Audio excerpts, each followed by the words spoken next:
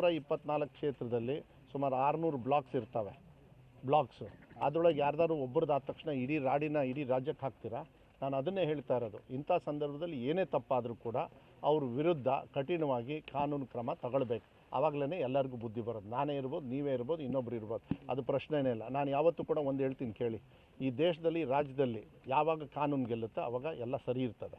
ಕಾನೂನನ್ನು ದುರುಪಯೋಗ ಏನು ಮಾಡ್ಕೊಳ್ತಾರೆ, ಅದು ವಿಶೇಷವಾಗಿ BJP ಅವರಿಗೆ, ಅದ್ರ ಜೊತೆಗೆ ಪಾಲ್ದಾರಾಗಿ JDS ಅವರು ಇದ್ದಾರೆ. ಅಂಥದ್ದನ್ನೆಲ್ಲ ನಾವು ಬಾಲ ಬಿಚ್ಚಕ್ಕೆ ಬಿಡೋದಿಲ್ಲ, ಅದನ್ನ ಆಗೋದೂ ಇಲ್ಲ. ಅವ್ರು ಏನೇ ಮಾಡ್ಕೊಳ್ಳಿ, ಈಗ ಹಂತವಾಗಿ ಹೇಳ್ತೀವಿ, ಅದನ್ನು ಜನರ ಪರವಾಗಿ ಹೋಗ್ಬೇಕು. ಜನರಿಂದ ಆಯ್ಕೆ ಆಗಿರ್ತಕ್ಕಂಥ ಸರ್ಕಾರಗಳನ್ನು ಮುಟ್ಟಿದರೆ ಜನರ ಜೊತೆಗಿದ್ದು ಹೋರಾಟ ಮಾಡ್ಕೊಳ್ಳೋದು ಗೊತ್ತಿದೆ, ಅದು ನಾವು ಮಾಡ್ತೀವಿ. ಅಲ್ಲ, ನೀವು ಹೇಳೋದು ನೋಡಿದರೆ ಅಲ್ಲ, ಕಾನೂನು ಏನು ನೀವು ಇವತ್ತು ಮಾಡಿರೋದಾ? ಯಾರು ಮಾಡಿರೋದು? NDRF ಅಲ್ಲಿ ಎಷ್ಟು ಕೊಡ್ತಾರೆ ಗೊತ್ತನ್ರಿ? ಇಲ್ಲ 5 ಲಕ್ಷ ಅಲ್ಲ, ಮನೆ ಹಾನಿ ಆಗಿರೋದು 6,500 ರೂಪಾಯಿ ಕೊಡ್ತಾರೆ, 7,000 ರೂಪಾಯಿ ಕೊಡ್ತಾರೆ. ಅದಕ್ಕೆ 43,000 ರೂಪಾಯಿ ಸೇರಿಸಿ. ಒಂದು ನಿಮಿಷ, ಯು ಶುಡ್ ಬರೀರಿ ನಿಮ್ಮ ಮಾಧ್ಯಮದಲ್ಲಿ. ನ್ಯಾಷನಲ್ ಅವರಿಗೆ ಅವ್ರೇನು ಹರಾಜಾಗಿದ್ದಾರೆ, ಇಲ್ಲಿಂದ ತೊಗೊಳ್ತಾರಲ್ಲ ಟ್ಯಾಕ್ಸ್ ಹಣ ಕೊಡೋಕ್ಕೆ ಏನಾಗಿದೆ ರೋಗ ಅವರಿಗೆ? ರಫಾಲ್ ಫ್ಲೈಟ್ ತೊಗೊಂಡು ಹೋಗ್ತಾರೆ 36,000 ಕೋಟಿಗೆ, ಯಾವನಿಗೆ ಬೇಕಂತೆ? ಇಲ್ಲಿ ಜನರು ಪ್ರಾಣ ಕಳ್ಕೊಳ್ತಾರೆ, ಅದ್ರ ಬಗ್ಗೆ ಪರಿಜ್ಞಾನ ಬೇಡ. ಬರಗಾಲದಲ್ಲಿ ಟ್ಯಾಕ್ಸ್ ತೊಗೊಂಡು ಹೋಗಿ, ಬರಗಾಲದಲ್ಲಿ ಸುಪ್ರೀಂ ಕೋರ್ಟ್ ಅವರು ಮೊರೆ ಹೋಗಿದ್ದಕ್ಕೆ ನಮಗೆ ದುಡ್ಡು ಬಂತು. ಬೇರೆ ಆಂಧ್ರದವ್ರಿಗೆ ಬಂತ? ಇಲ್ಲ, ಅವ್ರು ಕೋರ್ಟಿಗೆ ಹೋಗಲಿಲ್ಲ. ನಮ್ಮ ಸರ್ಕಾರದಿಂದ ಮಾನ್ಯ ಮುಖ್ಯಮಂತ್ರಿಗಳು ಹೇಳಿದ್ರು, ಇವರು ಮೋಸ ಮಾಡ್ತಾಯಿದ್ದಾರೆ, ದ್ರೋಹ ಮಾಡ್ತಾಯಿದ್ದಾರೆ, ನಮ್ಮ ಸರ್ಕಾರದಲ್ಲಿ ದುಡ್ಡನ್ನು ತಗೊಂಡು. ಆಯಿತು, ಇವರೆಲ್ಲ ಭ್ರಷ್ಟಾಚಾರದ ಬಗ್ಗೆ ಮಾತಾಡ್ತಾರಲ್ರಿ. ಅಮಿತ್ ಶಾ, ನರೇಂದ್ರ ಮೋದಿಯವರು ಅವ್ರ ಪಕ್ಷದ ಅಧ್ಯಕ್ಷಗಳಿಗೆ ಒಂದು ಹೇಳಲಿಕ್ಕೆ ಇಷ್ಟಪಡ್ತೀನಿ. ಅಜಿತ್ ಪವಾರು ಅದಂಗೆ ಯಾವ ವಾಷಿಂಗ್ ಮಿಷಿನ್ಗೆ ಹಾಕಿ ಕ್ಲೀನ್ ಮಾಡಿದ್ರಂತ ನಿಮ್ಮ ಹತ್ರ ಐತೆ ಬ್ರ್ಯಾಂಡು? ಹಾಂ, ನಿಮ್ಮ ಪ್ರಜಾಪ್ರಭುತ್ವದಲ್ಲಿ ಇಂಥ ವಾಷಿಂಗ್ ಮಿಷಿನ್ ಇದೆಯಾ? ತಗೊಬರ್ರಿ ನೋಡೋಣ. ನಾಚಿಕೆ ಆಗಲ್ಲ ಇವರಿಗೆ?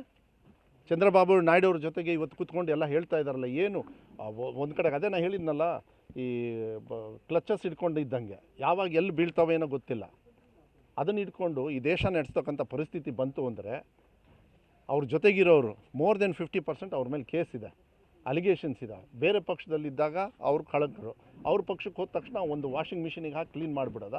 ಅದೆಲ್ಲಿಂದ ಬರ್ತದೆ ವಾಷಿಂಗ್ ಮಿಷಿನ್ ನಿಮಗೆ? ಅದಕ್ಕೆ ಹೇಳಿದ್ದು 400 ಅಂತ ಹೇಳಿ 3 ನಾಮ ಹಾಕಿ 240 ಕೂರಿಸಿದ್ದಾರೆ. ಇನ್ನೊಂದು ಸ್ವಲ್ಪ ಟೈಮ್ ಕೊಟ್ಟಿದ್ರೆ ನಾವು ಇಲ್ಲಿ ಸರಿ ಮಾಡ್ತಾಯಿದ್ವಿ. ಅದಾಯಿತು, ಕೆಲವು ಸತಿ ಜನರು ತೀರ್ಮಾನ ತೊಗೊಳ್ತಾರೆ, ಅದಕ್ಕೆ ನಾವು ತಲೆ ಬಾಗಬೇಕಾಗತ್ತೆ. ಆದರೂ ಕೂಡ 45% it's not a small thing, it's a very big. ದೊಡ್ಡ ಮೊತ್ತದಲ್ಲಿ ಮತವನ್ನು ಕೊಟ್ಟಿದ್ದಾರೆ. ಇವತ್ತಿಗೆ ಸುಮಾರು 12% ಜಾಸ್ತಿ ಮಾಡ್ಕೊಂಡಿದ್ದೀವಿ. ಅವ್ರ ಪರವಾಗಿ ನಿಲ್ತಕ್ಕಂಥ ಜವಾಬ್ದಾರಿ ನಮ್ಮದಾಗ್ತದೆ, ನಾವು ಮಾಡ್ತೀವಿ. 137 ಕೊಟ್ಟಿರೋದು ಪುಕ್ಷಟೆ ಕೊಟ್ಟಿಲ್ಲ.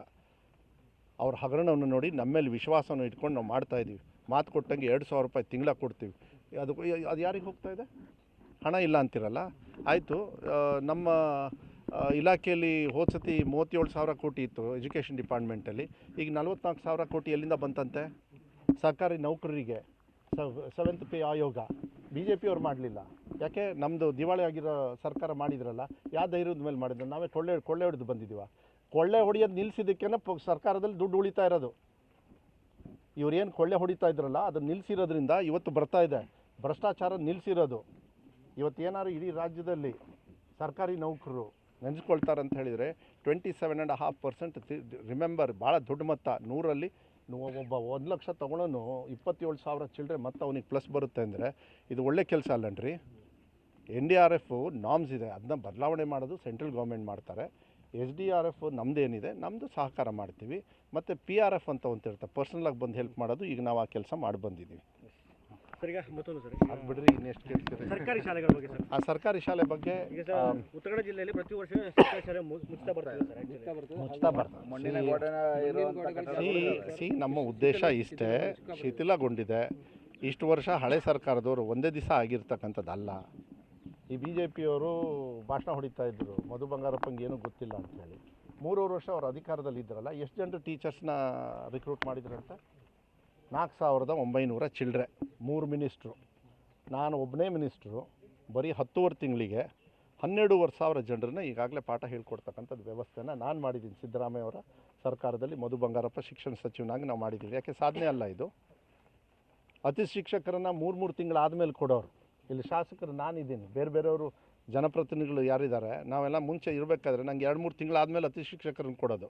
ಸಡನ್ನಾಗಿ ರಿಕ್ರೂಟ್ಮೆಂಟ್ ಪ್ರೋಸೆಸ್ ತೊಂದರೆ ಆದಾಗ ಅತಿ ಶಿಕ್ಷಕರನ್ನು ತೊಗೊಳ್ಳೋದು ಸ್ವಾಭಾವಿಕವಾಗಿರ್ತದೆ. ಅತಿ ಶಿಕ್ಷಕರನ್ನು ಇವರು 2-3 ತಿಂಗಳು ಯಾಕೆ ಲೇಟ್ ಮಾಡೋದು? ದುಡ್ಡು ಉಳ್ಸೋಕ್ಕೆ ಸರ್ಕಾರಕ್ಕೆ. ಬೇರೆ ಕಡೆ ಕೊಳ್ಳೆ ಹೊಡಿಬೋದಲ್ಲ. ನಾನು ಹಂಗೆ ಮಾಡಲಿಲ್ಲ. ಯಾವಾಗ ನಮ್ಮ ಶಾಲೆ ಸ್ಟಾರ್ಟ್ ಆಯಿತು ಆವಾಗಲೇ 45,000 ಜನರನ್ನ ಅತಿ ಶಿಕ್ಷಕರನ್ನು ತೊಗೊಂಡಿದ್ದೀವಿ. 42,000 ಅತಿ ಶಿಕ್ಷಕರಿಗೆ ಆಗಲೇ ಪಾಠ ಹೇಳ್ಕೊಡ್ತಾ ಇದ್ದಾರೆ. ಇನ್ನೂ 3,000 ಅತಿ ಶಿಕ್ಷಕರಿಗೆ ನನ್ನ ಕೈಯಲ್ಲಿದೆ. ಎಲ್ಲಿ ಶಾರ್ಟೇಜ್ ಇರುತ್ತೆ ಅಲ್ಲಿ ಕೊಡ್ತೀವಿ. ಒಂದು ಹೋದ ಸತಿ 8,200 ಕೊಠಡಿಗಳನ್ನು ಅವ್ರು ಘೋಷಣೆ ಮಾಡಿದರು. ಕಟ್ಟಿದ್ದೆಷ್ಟು? ದುಡ್ಡು ಇಟ್ಟಿದ್ದೆಷ್ಟು? 300 ರೂಪಾಯಿ ಇಟ್ಟರು. ಯಾಕೆ? ಇನ್ನು 700 ರೂಪಾಯಿ ಇದಕ್ಕೆ ಏನು ರೋಗ ಆಗಿತ್ತಂತ ಇವರಿಗೆ? ಅದನ್ನು ತೀರ್ಸೋದಕ್ಕೆ ಸಿದ್ದರಾಮಯ್ಯ ಸರ್ಕಾರ ಬೇಕಾ? ನಮ್ಮ ಸರ್ಕಾರ ತೀರಿಸಿ ಮತ್ತೆ 1,500 ಮನೆಗಳನ್ನು ರೂಮ್ಸನ್ನು ಕೊಟ್ಟಿರ್ತಕ್ಕಂಥದ್ದು ನಾವು ಮಾಡಿದ್ದೀವಿ. ಮುಂಚೆ ಒಂದು ಮೊಟ್ಟೆ ಕೊಡ್ತಾಯಿದ್ರು 8ನೇ ಕ್ಲಾಸ್ವರೆಗೂ. ಎಷ್ಟು ಕಂಜೂಸ್ ಅಂದರೆ 8, 9, 10 ಕೊಡ್ತಾನೆ ಇರಲಿಲ್ಲ. ನಾವು ಬಂದ ಮೇಲೆ ವಾರದಲ್ಲಿ 2 ದಿವಸ ಮಾಡಿದ್ವಿ. ಅದಾದಮೇಲೆ ಅಜೀಂ ಪ್ರೇಮ್ಜಿ ಅವ್ರ ಜೊತೆಗೆ ನಾನು ಟೈಪ್ ಮಾಡಿ ಇಡೀ ದೇಶದೊಳಗೆ ಈಗ 6ಕ್ಕೂ 6 ದಿವಸ ಸೆಪ್ಟೆಂಬರ್ ತಿಂಗಳಿಂದ ನಾವು ಮೊಟ್ಟೆ ಕೊಡ್ತಕ್ಕಂಥದ್ದು ಇಡೀ ರಾಜ್ಯದಲ್ಲಿ ದೇಶದಲ್ಲೇ ಇತಿಹಾಸ ತಿಳ್ಕೊಳ್ಳಿ. 1,500 ಕೋಟಿ 3 ವರ್ಷಕ್ಕೆ. ಯಾಕೆ ಇದು ಸಾಧನೆ ಅಲ್ಲನೋ? ಇದನ್ನು ಕೊಳ್ಳೆ ಹೊಡೆದು ತೊಗೊಂಡು ಬಂದಿದ್ದೀನ? ಅಜೀಂ ಪ್ರೇಮ್ಜಿ ಅವ್ರು ಮಾಡಿರ್ತಕ್ಕಂಥ ಕೆಲಸ. ಸಾಕಷ್ಟು ಅನುದಾನಗಳನ್ನು ತರ್ತಾಯಿದ್ದೀವಿ. ಬಿಲ್ಡಿಂಗ್ಸ್ನ ಮತ್ತೆ ಕೊಡ್ತಾಯಿದ್ದೀವಿ. ಮತ್ತು CET ಎಕ್ಸಾಮ್ಸಿಗೆ ಎಲ್ಲರೂ ಕೂಡ ಜಾಸ್ತಿ ದುಡ್ಡು ಕೊಟ್ಟು ಬೇರೆ ಕಡೆಗೆ ಹೋಗೋರು. ಈಗ ಎಲ್ಲೂ ಹೋಗೋದು ಬೇಡ. ನಾವೇ ಇವತ್ತು 25,000 ಜನರಿಗೆ ನಾವೇ CET ಕೋಚಿಂಗು, ಕಾಂಪಿಟೇಟಿವ್ ಎಕ್ಸಾಮ್ಸಿಗೆ ಕೋಚಿಂಗ್ನ ಇದು ಸಾಧನೆ ಅಲ್ಲನೋ? ಸೈನ್ಸ್ ಲ್ಯಾಬ್ಸ್ನ ನಾವು ಮಾಡ್ತಾಯಿದ್ದೀವಿ. ನಿಮಗೆ PUC ಎಲ್ಲ ಎಂಥದ್ದು ಆದರ್ಶ ಶಾಲೆಗಳನ್ನು 10ನೇ ಕ್ಲಾಸ್ವರೆಗೂ ಇತ್ತು. ಎಲ್ಲದೂ ಮೇಲ್ದರ್ಜೆಗೆ ಎತ್ತಿಬಿಟ್ವಿ. ಎಲ್ಲದೂ first year second year PUC open ಮಾಡಿದ್ವಿ. LKG UKG ಸ್ಟಾರ್ಟ್ ಮಾಡಿದ್ವಿ. ನಾನು ನಿನ್ನೆ ಬಳ್ಳಾರಿಯಲ್ಲಿದ್ದೆ. ಇಡೀ ದಿವಸ ಅಲ್ಲೇ ಇದ್ಬಿಟ್ಟು ಎಲ್ಲ ರಿವ್ಯೂಸ್ ಎಲ್ಲ ಮಾಡ್ಕೊಂಬಂದೆ. ಕೇವಲ 40 ದಿವಸದೊಳಗೆ ಎಷ್ಟು ಜನರು ಸೇರ್ಕೊಂಡಿದ್ದಾರೆ ಗೊತ್ತಾ? 1,008 LKG UKG ಓಪನ್ ಮಾಡಿದ್ವಿ. How many people have taken admission? 35,000 only in Kalyana Karnataka. ತಿಳ್ಕೊಳ್ಳಿ, ಸರ್ಕಾರಿ ಶಾಲೆಯಲ್ಲಿ ಬಂದು ಓದ್ತಾ ಇದ್ದಾರೆ ಮಕ್ಕಳು. ಸರಿ, KPS ಸ್ಕೂಲ್ಗಳನ್ನು ಸ್ಟಾರ್ಟ್ ಮಾಡ್ತಿದ್ದಾರೆ. ಹೌದು. ಟೀಚರ್ಸ್ ಕೊರತೆ ಅಲ್ಲಿ ಅಲ್ಲ ಅದು KPS ಶಾಲೆಗೆಲ್ಲ ಅದು ಮಾಡಿ. ಇಷ್ಟೇ ಏನಾಗ್ತಾ ಇದೆ, 10 ಮಕ್ಕಳು ಇರ್ತಾರೆ. 10 ಮಕ್ಕಳು ಇರ್ತಕ್ಕಂಥ ಶಾಲೆಗಳು ಮರ್ಜ್ ಮಾಡಿ ಅವರಿಗೆ ಒಳ್ಳೆ ಸುಸಜ್ಜಿತವಾಗಿರ್ತಕ್ಕಂಥ LKGಯಿಂದ 12ನೇ ಕ್ಲಾಸ್ವರೆಗೂ ಒಂದೇ ಅಡ್ರೆಸ್ಸಲ್ಲಿ ಓದ್ತಕ್ಕಂಥದ್ದು. ಮತ್ತು ಮುಂದಿನಗಳಲ್ಲಿ ನಾನು ಕೂಡ ಯೋಚನೆ ಮಾಡ್ತಾಯಿದ್ದೀನಿ, ಏನಾದ್ರು ಒಂದು 5 ಕಿಲೋಮೀಟ್ರ್ ಅವರಿಗೆ ಟ್ರಾನ್ಸ್ಪೋರ್ಟೇಷನ್ ಕೊಡ್ತಕ್ಕಂಥ ಹೆಣ್ಮಕ್ಳಿಗಂತೂ ಫ್ರೀ ಕೊಡ್ತಾಯಿದ್ದೀವಿ. ಅದೇ ರೀತಿ ಏನಾದರೂ ಗಂಡು ಮಕ್ಕಳಿಗೂ ಒಂದು ವ್ಯವಸ್ಥೆಯನ್ನು ಮಾಡಿದರೆ ಅವಾಗ ಏನಾಗ್ತದೆ, ಈ ಚಿಕ್ಕ ಪುಟ್ಟ ಶಾಲೆಯಲ್ಲಿ ಇರ್ತಕ್ಕಂಥ ಮಕ್ಕಳು ಪಾಪ ಬಿಲ್ಡಿಂಗ್ ಸರಿ ಇರಲ್ಲ, ಫೆಸಿಲಿಟೀಸ್ ಇರಲ್ಲ, ಅವ್ರನ್ನೆಲ್ಲರನ್ನೂ ಈ ಮೇನ್ ಸ್ಟ್ರೀಮಿಗೆ ತರ್ತಕ್ಕಂಥದ್ದನ್ನು ನಾವು ಮಾಡಬೇಕಂತೇಳಿ ಯೋಚನೆಯನ್ನು ಹಾಕ್ಕೊಂಡಿದ್ದೀವಿ. ಇದು 3 ವರ್ಷದ ಕಾರ್ಯಕ್ರಮ. ಈಗ 3 ತಿಂಗಳಾಗಿದೆ ನಾವು, ಯಾಕೆಂದರೆ ಈ ವರ್ಷದಿಂದ ಸ್ಟಾರ್ಟ್ ಮಾಡಬೇಕು. ಬಿಕಾಸ್ ಆಫ್ ಎಲೆಕ್ಷನ್ಸ್ ಇರೋದ್ರಿಂದ ಒಂದು 3 ತಿಂಗಳು ಮುಂದೆ ಹೋಗಿದೆ. 19ನೇ ತಾರೀಕು ಮಾನ್ಯ DK ಶಿವಕುಮಾರ್ ಅವರ ನೇತೃತ್ವದಲ್ಲಿ ಇದ್ರ ಬಗ್ಗೆ ಫುಲ್ ಫ್ಲೆಡ್ಜ್ ಆಗಿ ನಾವು ಸ್ಟಾರ್ಟ್ ಮಾಡ್ತಾಯಿದ್ದೀವಿ. ದುಡ್ಡು ತರೋದು CSR ಫಂಡಿಂದ ಅದು ಮಾನ್ಯ DK ಶಿವಕುಮಾರ್ ನೇತೃತ್ವದಲ್ಲಿ ಆಗುತ್ತೆ. ಇನ್ನೊಂದು ಅಧಿಕಾರಿ ವರ್ಗದಲ್ಲೂ ಕೂಡ ಒಬ್ಬರು IAS ಆಫೀಸರ್ನ ನಾಮಿನೇಟ್ ಮಾಡಿದ್ದಾರೆ. 600 ಶಾಲೆಗಳನ್ನು ಈಗಲೇ ಐಡೆಂಟಿಫೈ ಮಾಡಿದ್ದೀನಿ. ಕಾರವಾರದಲ್ಲೂ ಕೂಡ ನನಗೆ ಗೊತ್ತಿರೋ ಪ್ರಕಾರ ಸಿರ್ಸಿ ಇಲ್ಲೆಲ್ಲ ಸೇರಿದರೆ ನನಗೆ ಗೊತ್ತಿರೋ ಪ್ರಕಾರ ಒಂದು 18ರಿಂದ 20 ಇದ್ದಾವೆ. ಸುಮಾರು ಹೆಚ್ಚು ಕಮ್ಮಿ 600 ಆಗ್ತದೆ. 3 ವರ್ಷದೊಳಗೆ 2 ಗ್ರಾಮ ಪಂಚಾಯತಿ ಅಂದರೆ 6,000 ಗ್ರಾಮ ಪಂಚಾಯತಿಗಳಿದ್ದಾವೆ ನಮ್ಮ ರಾಜ್ಯದಲ್ಲಿ. 6,000 ಗ್ರಾಮ ಪಂಚಾಯತಿಯಲ್ಲಿ ಕನಿಷ್ಠ 2 ಗ್ರಾಮ ಪಂಚಾಯತಿಗೆ ಒಂದು KPS ಶಾಲೆಯನ್ನು ಮಾಡಿದರೆ ಒಂದೊಂದು ಶಾಲೆಯಲ್ಲಿ 1,000ದಿಂದ 2,000 ಮಕ್ಕಳು ಅಂದರೆ 1,500 ಮಕ್ಕಳು ಏನಾದ್ರು ವಿದ್ಯಾಭ್ಯಾಸ ಮಾಡ್ತಕ್ಕಂಥದ್ದು ಕೆಲಸವನ್ನು ನಾವೇನಾದ್ರು ಸಾಧನೆ ಮಾಡಿದರೆ ನನಗನ್ಸುತ್ತೆ ಸುಮಾರು 45,000 ಮಕ್ಕಳು ಬರೀ ಆ ಶಾಲೆಯಲ್ಲೇ ಓದ್ತಾ ಇದ್ದಾರೆ. ಈಗಾಗಲೇ 42,000 ಮಕ್ಕಳು ಸರ್ಕಾರಿ ಶಾಲೆಯಲ್ಲಿ ಓದ್ತಾ ಇದ್ದಾರೆ. ಅನುದಾನಿತ ಶಾಲೆಯಲ್ಲಿ ಇನ್ನೊಂದು 14,000 ಮಕ್ಕಳು ಓದ್ತಾ ಇದ್ದಾರೆ. ಇದನ್ನೆಲ್ಲ ಸೇರಿದರೆ ನಮ್ಮ ಉದ್ದೇಶ ಇಷ್ಟೇ, ಸರ್ಕಾರಿ ಶಾಲೆಯಲ್ಲಿ ಸುಸಜ್ಜಿತಕ್ಕಂಥ ಬಿಲ್ಡಿಂಗು, ಟೀಚರ್ಸು ಇದನ್ನೆಲ್ಲ ಕೊಡ್ತಕ್ಕಂಥದ್ದು ವ್ಯವಸ್ಥೆ ಮಾಡಿ PT ಟೀಚರ್ಸ್ ಕೊಡಬೇಕು, ಬೇರೆದೆಲ್ಲ ಕೊಡಬೇಕು. ನನಗೆಲ್ಲ ಶಾರ್ಟೇಜ್ ಇದೆ. ನಾನು ಇವತ್ತು ಮಾಡಿರೋದಲ್ಲ, ಇದು ಬಳುವಳಿಯಾಗಿ ಹಿಂದಿರೋರು ಕೊಟ್ಟಿರೋರು. ಅನುದಾನಿತ ಶಾಲೆ 9 ವರ್ಷದಿಂದ ಅನುದಾನಿತ ಶಾಲೆ ಇಸ್ ಗೌರ್ಮೆಂಟ್ ಶಾಲೆ ಥರ 9 ವರ್ಷದಿಂದ ಒಬ್ಬರು ಟೀಚರ್ ನೇಮಕ ಮಾಡಿಲ್ಲ ಇಲ್ಲಿ ಹಳೆ ಸರ್ಕಾರದವ್ರು. ಮೊನ್ನೆ ನಾನು ಆರ್ಡರ್ ಮಾಡಿಸಿದ್ದೀನಿ. 5 ವರ್ಷಕ್ಕೆ 2020ವರೆಗೂ ಅನುದಾನಿತ ಶಾಲೆಗೆ ಟೀಚರ್ಸ್ ರಿಕ್ರೂಟ್ಮೆಂಟ್ ಪ್ರೋಸೆಸ್ ಇವಾಗ ಸ್ಟಾರ್ಟ್ ಆಗುತ್ತೆ. ಸಾಧನೆ ಅಲ್ಲ ಇದು? ಹೊಲ್ಸ್ ಮಾಡಿದವ್ರು ಯಾರು? ಹಳಬ್ರು ತಾನೆ. ಎಲ್ಲ ಡಿಪಾರ್ಟ್ಮೆಂಟಲ್ಲೂ ಕೂಡ ಬ್ಯಾಲೆನ್ಸ್ ಇಟ್ಟಿದ್ದಾರೆ.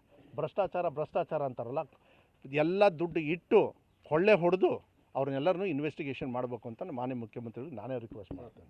ಬಂಗಾರಪ್ಪನವ್ರು ಮುಖ್ಯಮಂತ್ರಿ ಇದ್ದಾಗ ಮಕ್ಕಳು ಶಾಲೆಗೆ ಬರಲಿ ₹1 ಕೊಡೋರು. ಹೌದು, ₹1 ಕೊಡ್ತಾರೆ. ಈಗ ನೀವು ಶಿಕ್ಷಣ ಸಚಿವರಾಗಿದ್ದೀರಿ, ಮುಖ್ಯಮಂತ್ರಿ 6 ದಿವಸನೂ ಮೊಟ್ಟೆ ಕೊಡ್ತೀವಿ. 6 ದಿವಸನೂ ಮೊಟ್ಟೆ ಕೊಡ್ತೀವಿ, ಊಟ ಕೊಡ್ತೀವಿ. ಅಲ್ಲ ಹೇಳ್ತೀನಿ, ನಮ್ಮ ಕಡೆಯಿಂದ ಏನಿಲ್ಲ. ಅರೆ ಮೊಟ್ಟೆ ಕೊಡೋದು ಎಷ್ಟು ಗೊತ್ತಾ? ಮೊಟ್ಟೆ ₹6 ಒಂದು ಮೊಟ್ಟೆ. 6 ದಿವಸಕ್ಕೆ ಅಂದರೆ ಎಷ್ಟು? 6 6ಲಿ ₹36. ಲೆಕ್ಕ ಹಾಕಬೇಡಿ, ಮಕ್ಕಳಿಗೆ ಲೆಕ್ಕ ಹಾಕಬೇಡಿ. ಮಕ್ಕಳಿಗೆ ಇಷ್ಟೇ ದುಡ್ಡು ಕೊಡೋದು ಇಂಪಾರ್ಟೆಂಟ್ ಅಲ್ಲ. ಮಕ್ಕಳಿಗೆ accessibility for education is very important. Accessibility ಯಾವಾಗ ಮಕ್ಕಳಿಗೆ ಅದನ್ನೇ ಸಿಗುತ್ತೆ. ಉದಾಹರಣೆ ಕೊಟ್ಟೆ, ಬಟ್ ನಿಮ್ಮಿಂದ ಹೊಸದನ್ನ ಏನು ನಿರೀಕ್ಷೆ ಹೊಸ ಮಾಡಬಹುದು? concept. ಬೇರೆ ರಾಗಿ ಮಾಲ್ಟು ಬೆಳಗ್ಗೆ ಕೊಡ್ತಾ ಇರೋದು ನಾವು ಬಂದಮೇಲೆ ಕೊಟ್ಟಿದ್ದು. ಒಂದು ದಿವಸ ಮೊಟ್ಟೆ ಜಾಸ್ತಿ ಮಾಡಿದ್ದು. 3 ಎಕ್ಸಾಮ್ಸ್ನ ಮಕ್ಕಳಿಗೆ ಧೈರ್ಯವಾಗಿ ಬಂದು ಎಕ್ಸಾಮ್ ಕಲೀರಿ ಅಂತ. 10ನೇ ಕ್ಲಾಸ್